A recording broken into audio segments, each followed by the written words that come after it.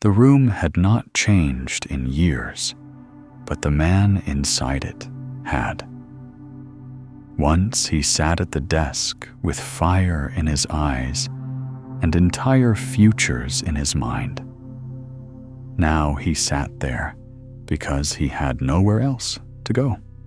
Not physically, but mentally. The chair had molded to his shape. The air was stale with forgotten plans. His dreams hadn't died loudly. They hadn't exploded or vanished.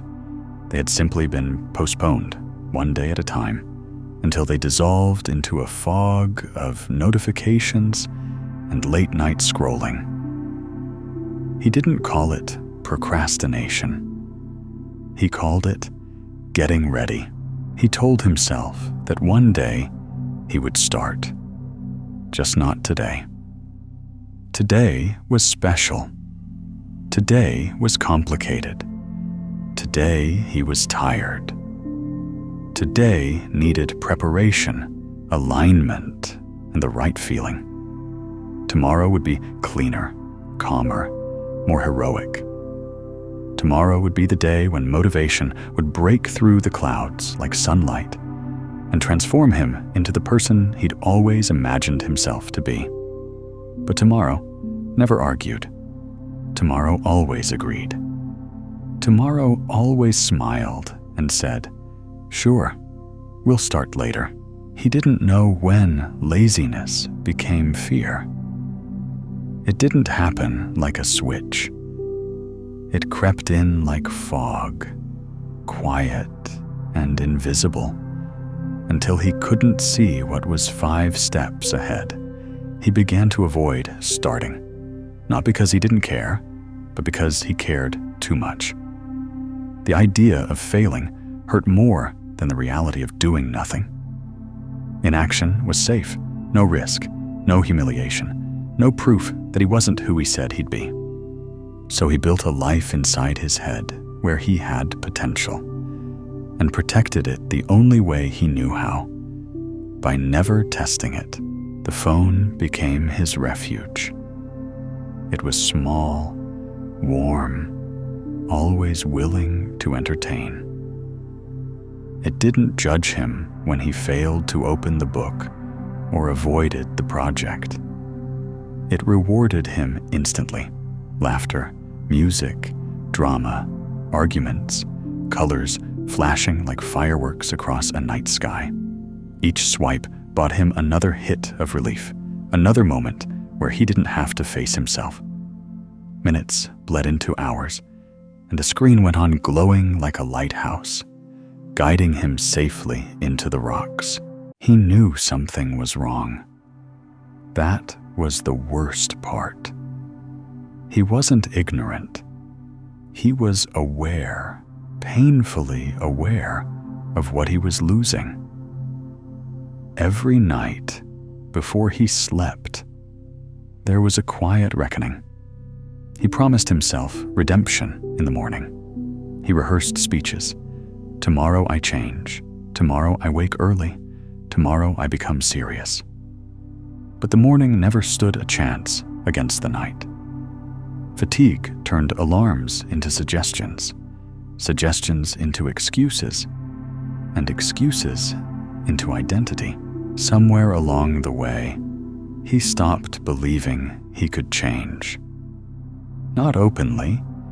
He still said the right words. He still liked motivational posts, still saved productivity videos, still subscribed to success stories. But deep down, beneath the noise and the nodding, a deeper belief sat unmoved. People like you don't get there. It didn't shout. It didn't insult. It simply stated itself as fact, as if carved into stone. And yet, beneath the fear and the dopamine haze, something small was still alive. A spark, irritating, persistent, impossible to erase. On the worst nights, when even distraction couldn't drown out his thoughts, it woke up. It reminded him of promises made to younger versions of himself. It whispered of a life in which he didn't hide from effort, in which failure was a teacher and not a verdict. That spark hurt, but it also called him forward. One night, the power went out. The city dropped into silence, except for the rain and distant thunder. The phone, his faithful escape route, flickered and died in his hand. No glow, no noise, no endless stream of other people's lives to hide inside. Just the hum of darkness and the uncomfortable presence of his own thoughts, suddenly louder, without the distraction to muffle them. He sat there, listening to the storm, and for the first time in years, didn't reach for anything. No app, no video, no noise, just breath and memory. Images rose uninvited. School desks, late night studying, small victories, dreams spoken with reckless confidence. He saw a younger version of himself, not smarter, not stronger, just unafraid to believe. The contrast was unbearable. He realized he had not outgrown his dreams. He had abandoned them because they demanded courage. He understood something. Then procrastination was not a time problem. It was a pain problem. It wasn't that he didn't have hours. It was that he didn't want to feel the discomfort of trying and seeing himself fall short. He had built a life designed to avoid emotional bruises, and in doing so, had accepted a slow, though gentle decay.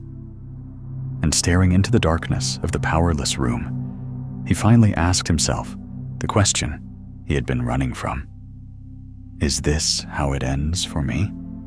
He had become an expert at making promises to himself that he never intended to keep. His life was full of quiet contracts signed at midnight and broken by morning.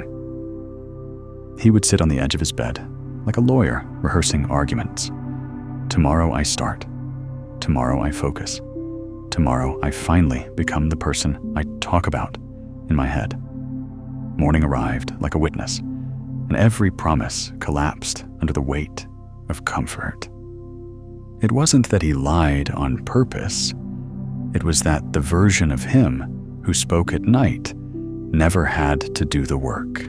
There was always a reason not to begin. If he was tired, he needed rest. If he was energized, he needed to plan. If he was sad, he needed to recover. If he was happy, he deserved a break. Every emotion became a permission slip. He didn't see it then, but he had built a system where action was never the right choice. There was always something better, safer, more comfortable than starting. And slowly, starting became a myth, something other people did in motivational videos, not something he did in his real life. He convinced himself that he was thinking. That was his favorite disguise. He wasn't avoiding the work. He was strategizing, researching, waiting for clarity. Hours slipped away while he watched other people live the life he wanted. He studied success the way some people study maps, yet never leave their hometown. He knew the routes, the milestones, the landmarks, and still refused to take the first step. Information gave him the illusion of movement while he remained perfectly still. Some nights he imagined an older version of himself visiting him, not as a ghost, but as a quiet presence in the corner of the room. Wrinkled, slower, carrying the weight of time like a heavy coat. That older man didn't shout or scold. He just looked at the younger him with tired disappointment, the kind that doesn't come from failure, but from never trying. In those moments, the room felt smaller, as if the future had already closed its doors. The realization frightened him. No one was coming to save him from himself. There would be no perfect mentor, no dramatic moment, no sudden transformation waiting around the corner. There would only be days, ordinary days, where he would either act or avoid acting. His life would be built not by inspiration, but by repetition. What he repeated would become who he was. And up until now, he had repeated avoidance so consistently that it had become his identity. He began to notice how automatic his habits were. His hand reached for the phone before his mind even formed a thought. His body stood up to walk to the kitchen before he knew he was hungry. He realized that most of his life was being lived on autopilot, not decided, just repeated. The scariest part wasn't that his habits controlled him. The scariest part was how comfortable it felt to not be in control. The more he avoided discomfort, the weaker he felt. Tasks that once seemed small now felt impossible. Sending an email, making a call, starting a blank page. Each one became a mountain in his mind. His world didn't shrink physically, but psychologically, the borders closed in. His comfort zone felt like safety, yet it was slowly suffocating him, like staying underwater, because the surface terrified him more than drowning. He thought strength meant never feeling afraid. So when he felt fear, he labeled himself weak. What he didn't see was that courage is not the absence of fear. It is the decision to move despite it. He had been waiting for a day when fear would disappear before he acted. That day never came. Fear had been doing push-ups in the dark while he slept, growing stronger with every task he avoided.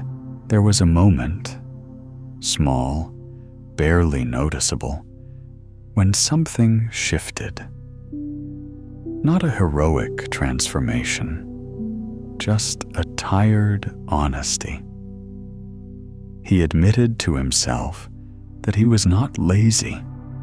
He was afraid, and the moment the right enemy was named, the battle changed. Laziness cannot be fought because it is only a symptom. Fear, however, can be faced. Fear can be challenged. Fear can be walked through step by trembling step. He decided to do something radical. Not everything, just the next thing. Not the entire life plan, not the 10-year vision, not the impossible transformation overnight. Just one task, one small action in the direction he had avoided for so long. It felt embarrassingly tiny compared to his dreams, yet unbelievably heavy compared to his habits. But he understood now. The smallest step forward weighs more than 1,000 perfect intentions. The first step didn't change his life. It barely changed his day. No music played. No lightning split the sky. He simply did the thing he had been avoiding for weeks. It took 10 minutes. 10 painful, uncomfortable, awkward minutes. And when it was finished, something strange happened. The world didn't mock him. The sky didn't fall. The fear, which had looked like a giant in his mind, shrank down to human size. For the first time, he wondered how many of his monsters were just shadows cast on the wall, he realized that motivation had lied to him. It had promised that one day he would feel ready, confident, powerful, and only then would he start. But action had its own secret. It created the very feeling he had been waiting for. After doing one small thing, his chest felt lighter. His mind quieted. The storm inside slowed down. It wasn't victory.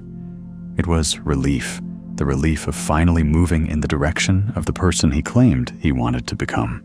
But progress is never a straight line.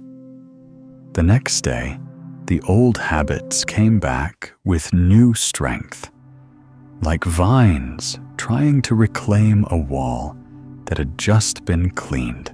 He found himself back in the chair, scrolling, slipping, promising, delaying.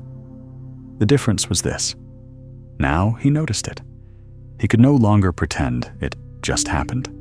He saw the pattern, and patterns once seen cannot be unseen. Awareness hurt, but it was also the beginning of control. He stopped asking, "How do I stay motivated?" and began asking, "How do I stay consistent when I am not motivated?" That question changed everything.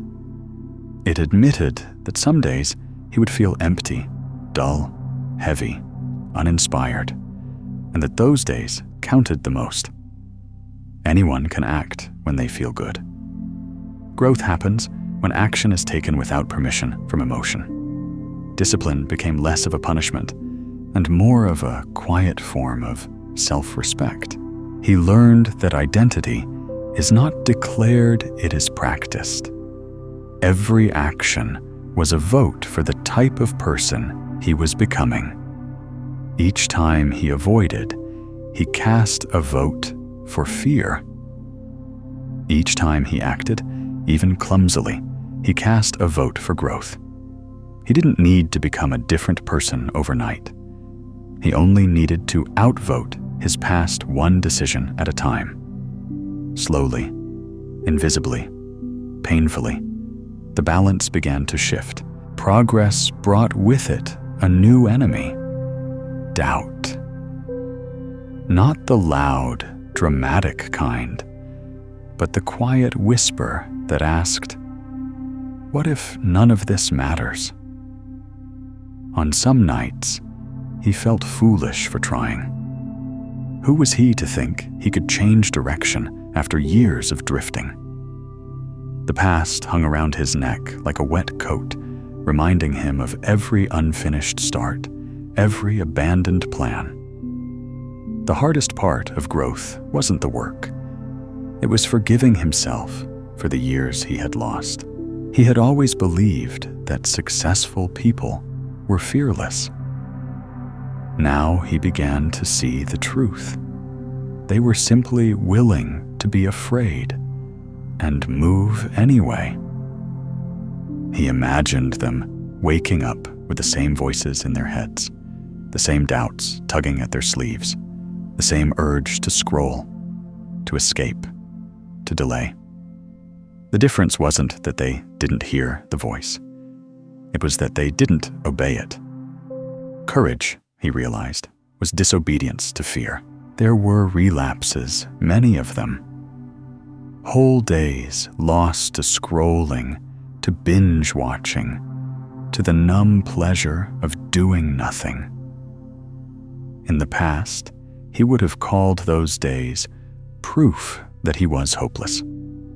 Now he tried to see them differently, not as failures, but as feedback.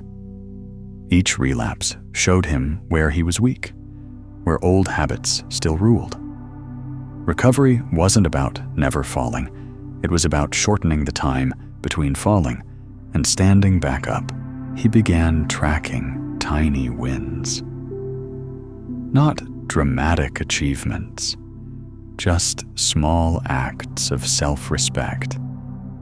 Getting up when he said he would, finishing what he started, staying with discomfort for 5 more minutes than usual. Each check mark in his notebook felt like a brick in a foundation no one else could see. He stopped, waiting for applause. Quiet progress was enough. For the first time in years, he was building something inside himself instead of escaping from it. Slowly, a new belief began to form. Fragile, but real. He was not doomed to be the person he had always been. He could rewrite his story, not with dramatic declarations, but with daily choices. The future was not a single door that either opened or stayed shut. It was a hallway lined with thousands of small doors, each one labeled Today. He had spent years walking past them. Now, finally, he was beginning to knock. He started rebuilding his life the way a city is rebuilt after a storm. Brick by brick, quietly, without witnesses.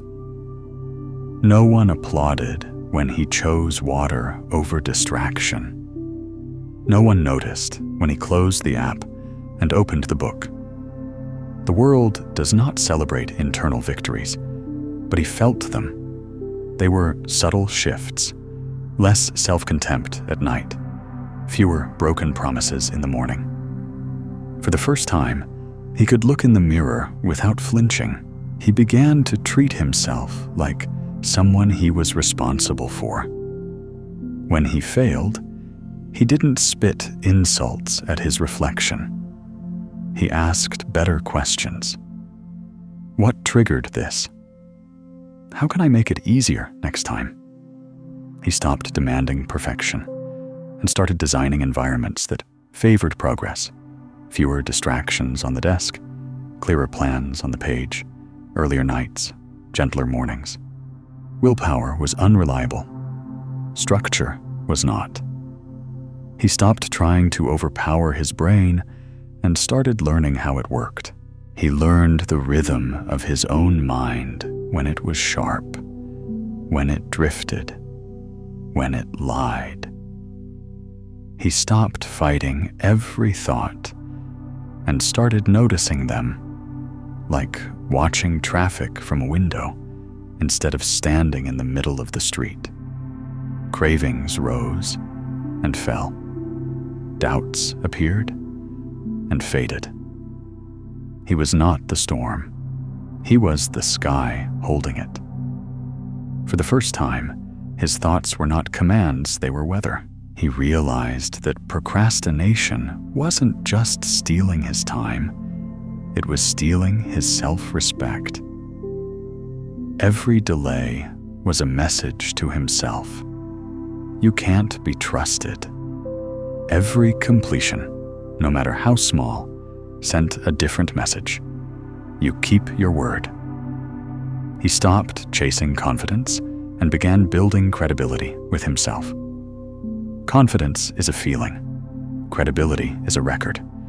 The more promises he kept, the quieter the inner critic became. He stopped chasing perfect days and started collecting good minutes. A good minute meant showing up when he didn't feel like it, staying just a little longer with discomfort, choosing focus for the next 60 seconds. Minutes added up the way raindrops become rivers. One day, he looked back and realized that the life he wanted wasn't built out of grand transformations. It was built out of ordinary minutes, consistently honored. Eventually, he stopped running from the darker parts of himself and turned to face them. He met the version of him that wanted comfort at any cost, the one who whispered excuses and pulled him back into old habits. That shadow self wasn't evil, just afraid, tired, and trying to protect him the only way it knew how. Instead of fighting it, he listened. Behind every excuse was a wound. Behind every delay was a fear of pain. And you cannot heal what you refuse to meet. He realized that self-improvement without self-compassion was just another form of self-punishment. For years, he had tried to bully himself into change. Insults, guilt, harsh discipline. It never lasted. Now he tried something new. He spoke to himself the way he would speak to a friend who was struggling. Firm, honest, but kind. Progress rooted in shame collapses. Progress rooted in respect endures. He noticed how often he tried to escape emotions instead of experiencing them. Boredom, loneliness, sadness. Each one used to send him diving for a screen or a distraction. Now he sat with them like unwelcome guests in a cafe at midnight. They were uncomfortable company, but they told the truth. Beneath the boredom was desire for meaning. Beneath the loneliness was desire for connection. Beneath the sadness was love for a life he still believed he could live. Addiction to dopamine didn't vanish overnight. The phone still called to him like neon lights in a dark alley. Some nights he answered, but little by little, he built alternative sources of reward. Finishing a page, taking a walk in the rain, having a real conversation. These gave slower hits, quieter highs, but they didn't leave him emptier than before. They filled him instead of draining him, like light slowly returning to a city after a blackout. Negative self-talk still tried to creep back, whispering from alleys in his mind. You're too late. You're not enough. You always quit. This time, he didn't argue with the voice. He outworked it. Every time it spoke, he answered with action. The voice grew quieter, not because it was defeated, but because it was no longer obeyed. Confidence didn't arrive as a shout. It arrived as silence, where the criticism used to be. He finally understood that an easy life creates a hard mind, and a hard life creates a strong one. Every time he chose comfort, he became softer on the outside and harsher on the inside. More guilt, more regret, more self-criticism. But when he chose effort, even small effort, something reversed. His days became harder, but his mind became kinder. The road did not get easier. He simply grew strong enough to walk it. He noticed that every meaningful thing in his life had come wrapped in difficulty. Growth hurt. Honesty hurt. Letting go of old versions of himself hurt. But so did staying the same. He wasn't choosing between pain and comfort. He was choosing between the pain of discipline and the pain of regret. One pain built him, the other hollowed him out. He finally chose the pain that gave something back. Old friends and familiar places tried to pull him back. They were used to the version of him who laughed at his own dreams and kept everything safely theoretical. When he began changing, it unsettled them. People who stay the same feel threatened by those who grow. Not because of jealousy, but because growth forces reflection. He learned to love them without becoming them again. He learned to walk forward even when they called him back. There were moments of loneliness, deep, echoing loneliness. Change separated him from his old life before it connected him to a new one. He was between versions of himself, walking a narrow bridge in the dark with no applause on either side. In those moments, he realized something powerful. Loneliness is not a sign you're on the wrong path. Sometimes it's the sign you stopped walking with the crowd and started walking with yourself. He discovered something he had never expected. Discipline brought freedom. The more he structured his days, the more space he actually felt inside his mind. The routine he once feared would trap him became the scaffolding that held him steady. For years, he had mistaken chaos for freedom. Now, he saw the truth. Chaos chains you to impulses. Discipline gives you choice. For the first time, he was not just reacting to life. He was directing it. He started to become the person his younger self had needed. Not perfect, not fearless, just consistent, honest, and willing to try again after every setback. He no longer chased dramatic reinventions. He focused on small, daily integrity, doing what he said he would do, especially when nobody was watching. He realized that self-respect is not built in front of an audience. It is built alone, in quiet rooms, when quitting would be easier, and no one would know but you. The fear of failure didn't vanish, but it changed shape. It was no longer a wall blocking his path. It became a companion, walking beside him, occasionally whispering doubts, but no longer steering the wheel. He stopped asking, "What if I fail?" and started asking, "What will happen if I never try?" That second question was heavier. It carried images of an unlived life, of dreams collecting dust, of a future self staring back with regret. That, more than fear, pushed him forward. He no longer searched for motivation in videos, quotes, and speeches the way a thirsty man searches for water. Those were sparks, helpful, but fleeting. Instead, he built fires, routines, systems, habits that carried him when emotion did not. He understood now. Amateurs act when they feel inspired. Professionals act according to schedule. He was not trying to become perfect. He was trying to become reliable, especially to himself. He stopped waiting for other people to understand him. Not everyone would. Some would minimize his struggle because it didn't look dramatic on the outside.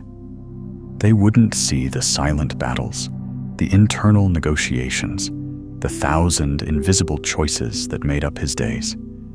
That was fine. The war was his, and the victory would be his too. Growth is often misunderstood from the outside because it happens quietly on the inside first. Then one night, sitting in the same old chair where everything had once begun to fall apart, he noticed something astonishing.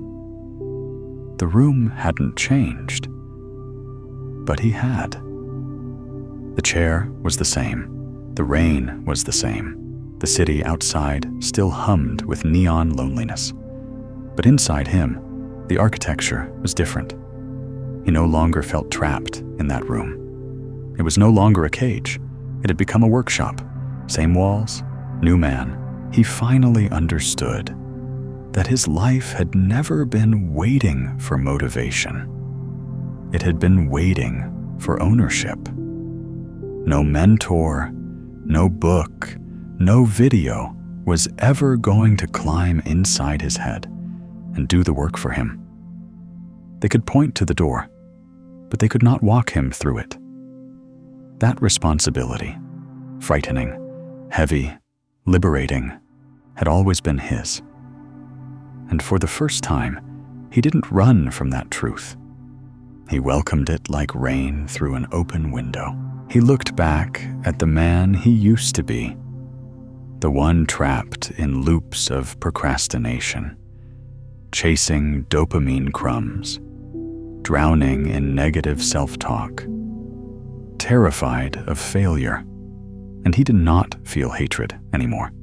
He felt compassion. That version of him had done the best he could with the tools he had. Now he had better tools, habits, awareness.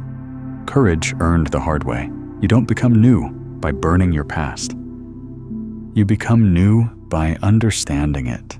He saw clearly now that procrastination had never been about time. It was about emotion. He wasn't lazy. He was avoiding feelings, fear of failure, fear of judgment, fear of not being enough. Every delay was a shield, but shields also block sunlight. When he lowered them, the fear was still there, yet so was possibility. And possibility, he realized, was what he had been starving for all along. He didn't become perfect. He didn't become unbreakable. He became something better. He became someone who would show up anyway. On good days, he moved with momentum. On bad days, he moved out of principle.